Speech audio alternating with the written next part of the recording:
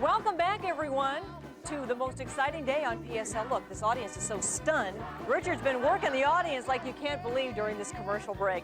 So glad you're all there with us. Remember that tomorrow at 2 o'clock, Richard is going to be out at the River Center conducting an aerobic session, motivational session, and you can get a great taste of it right here. Here's all the information tomorrow at 2, free of charge.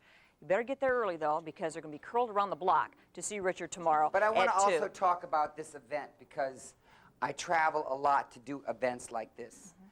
This event is really to educate you. January's over, February's over, almost. What have you done? Do you know about your body? Have you had a physical health screenings? It's very important, as much knowledge as you can get. And then there's a luncheon, and this wonderful station helps to collect money so we could find a cure for breast cancer. And I think that's one of the most important reasons that I'm here. That's what the fair is about tomorrow. And Richard is the main attraction for this. We're so excited to have him here. And here in the audience today, all of you have a chance, well, almost all of you, to ask a question of Richard. Does anybody have anything they would like to say to Richard? Well, how convenient. You're right here on the end. Hi. Hi. Thanks for coming. What do you have to say to him? You're wearing my top. Yes, I am. And I want to say hi to Richard because I've spoken with him 5 times on the telephone. And I hope you've got a good memory because I'm glad he still acts like a kid. Isn't he sweet? Yes. Richard, you call people every day. You told us that. I call, actually, you know who I called today? Who? You know Teresa, who is on the news? Yes, Teresa Bryant. She loves you. Okay, so she gave me her mother's number. And her mother lives at the, in California, right before you get to Yellowstone National Park.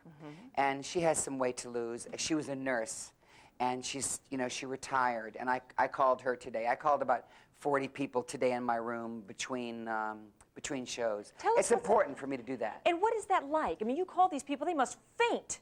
They must not believe it's you. Well, people write me letters that are very personal, letters, things that they tell me that they have never told their husband or their family.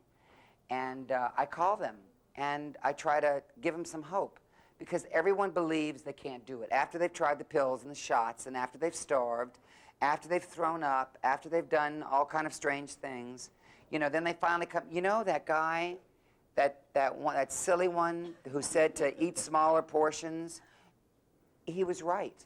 He was right.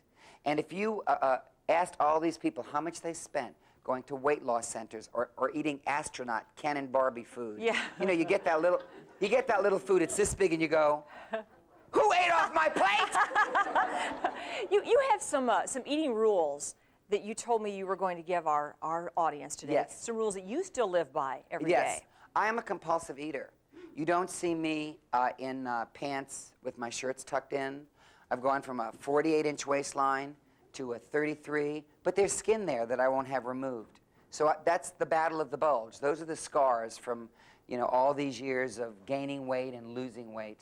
But I have some rules that are very important. Number 1, I don't eat after 8 o'clock. Under any circumstance. I mean, last night we stood on the runway in St. Louis trying to get here for 3.5 hours. I missed my dinner, and that's life. You know, you have to go on. I do not eat in the bedroom. Some people eat in the bedroom. They get very comfortable, got their food around them, they got their clicker. Yeah. You know, I don't eat while watching television. I think that this is a big problem. If I surveyed how many people watch television and eat, some people arrange their eating around a certain show. Well, people tell me that they eat dinner to this show every night, and this is a little early in the day. You eat your dinner at 4:30? You're worth having a meal for, Hey, honey. stop it! Stop. How many of you are going to work out with Richard today? We have some exercisers in our front few rows, right? How many of you have ever worked out to one of Richard's tapes? You must have some of Richard's tapes, right? Oh, absolutely. I started 8 months ago, my farewell to fat, and I've lost over 70 pounds. Oh, Really? 70 pounds? Isn't she pretty? Oh my goodness. Now, what's your favorite one? You like the disco sweat? You like the sweat of the oldies? Tone. My toning You sweat. like I the love my toning. toning cord. Well, I absolutely you know, love it. the reason I designed them Bring it out here, Richard. You is want to? because they weigh less than a pound. Oh, we're still on disco sweat. Okay. Wait, I'm doing it. You like I'm yeah. sorry. But this weighs less than a pound, and I travel so much so that if you want to tone, the combination of sweating, but if you looked at my quads and my biceps. We're looking at your quads, Richard. But I'm just, but I'm just saying, there's a lot of things that you could do with resistance. People think that they just want to lose weight, but they still have to have muscle tone or they look old and they look saggy and they don't look healthy. How often do you do your toning? I do my disco sweat and my toning. I alternate, and then sometimes I throw in my treadmill for a few minutes when I'm done. I started 8 months ago, and Oprah was my incentive, and you were my means by which to do it. You are my enabler. Well, you know, I love thank Oprah, you. and when she went on the liquid diet, it upset me a lot because hundreds of thousands of people went out and mortgaged their home and did all kind of strange things to get on OptiFast. The liquid diets don't work. They're temporary.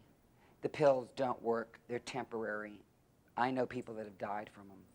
So my feeling is you got to move your body. And you got to just sit down, and before, another tip that I can give you, before you pick up the fork, before you're sitting down, there's kids, there's husband, before you pick up the fork, you have to have 10 seconds of silence before that fork gets in your hand. And just look at what's on your plate and say, wait a minute, I got to take care of me. Is this too much?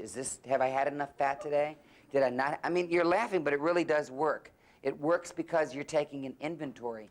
And we are very robotical. We eat in the car, you know, we eat on the run, we're very fast. I mean, look, I was 200 pounds when I was 8 years old. Think back when you were 8. You know what I used to do, and I hate to admit this because it's from my dark past, but when I was 8 years old, I would get the Saturday paper where they showed where the weddings were and where the receptions were after the wedding. No, Richard. I know. I feel I have to tell you this because, you know, it's part of my life. I would get all dressed up in a suit, and then I would get on the St. Charles streetcar in New Orleans, and I would go to weddings and receptions of people I didn't know just so I could eat. They didn't even know who I was. But I'd get in line for those Swedish meatballs, those pigs in a blanket. And Wedding food is pretty good. wedding food is the best. It's the best. You never got kicked out? No, because I was so cute. They would say, Okay. look at that cute husky person, and I thought husky was a dog. Husky, but I said, look at that cute husky little boy. And you know, I was friendly and outgoing, and stop in the name of love. When Richard starts to sing, that's when we take a break. When we come back, we're going to do a little exercise with this wonderful man right here. Shake, shake, shake. As everybody gets set. Shake, shake, shake. Right back. Shake your booty. Shake your booty. Everybody here, come on. Shake, shake, shake. What is it? Shake, shake, shake. What is it? Shake your booty. Shake your booty. Hey, everyone, come on the floor.